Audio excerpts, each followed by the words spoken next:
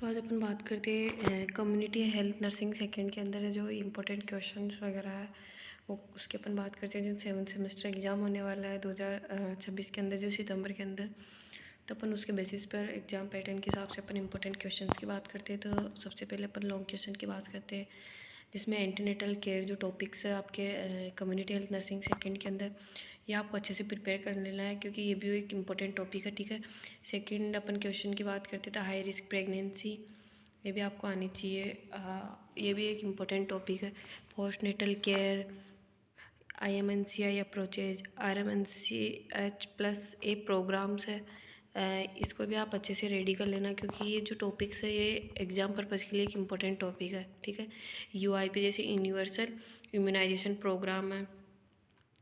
Family planning methods, ये आपको आने चाहिए। IDSP, जो IDSP इसकी फुल फॉर्म है, जैसे इंटीग्रेटेड डिजीज सर्विलेंस प्रोग्राम, इसके बारे में आपको अच्छे से पता होना चाहिए। ऑक्यूपेशनल हेल्थ के बारे में आपको पता होना चाहिए। ठीक है, नेशनल मेंटल हेल्थ प्रोग्राम्स। ठीक है, और अपन लॉन्ग क्वेश्चंस की बात करते हैं, तो जैसे HMIS health management information system, जो इसकी फुल फॉर्म है ये होती है जैसे हेल्थ मैनेजमेंट इंफॉर्मेशन सिस्टम, इसके बारे में भी आपको अच्छे से पता होना चाहिए। रूरल हेल्थ सर्विसेज, इस ये टॉपिक भी आपको आना चाहिए। Disaster management cycles, biomedical waste management, role of ASHA and ANM.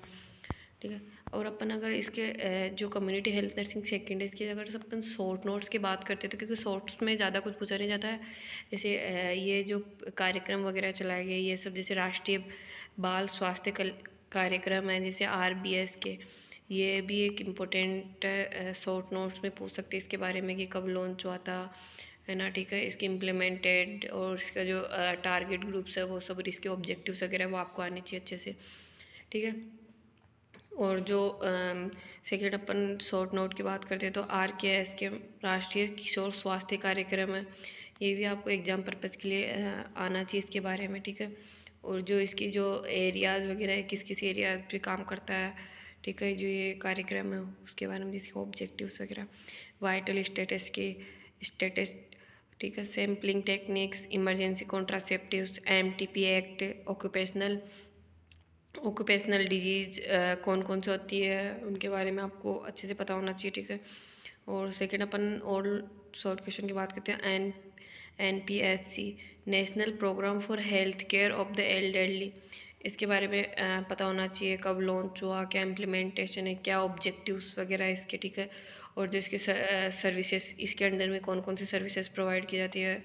ठीक है, ठीक है, ये आपको आना चाहिए किस चीज़ पर फोकस करता है। ठीक है, और सेकंड अपन डिप्रेशन के बारे में आपको पता होना चाहिए।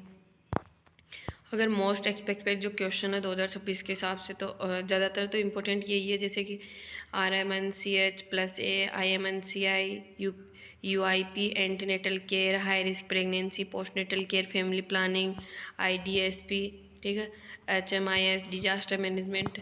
अगर आपने इन क्वेश्चंस को अच्छे से पढ़ लिया तो डेफिनेटली जो आपका पेपर है वो बहुत ही अच्छा होएगा। ठीक है, तो ये एक एग्ज़ाम पर्पज़ के लिए इम्पोर्टेंट टॉपिक है, तो आप ज़्यादा नहीं तो इनको तो कम से कम अच्छे से देख कर ही जाना है। Okay, thank you.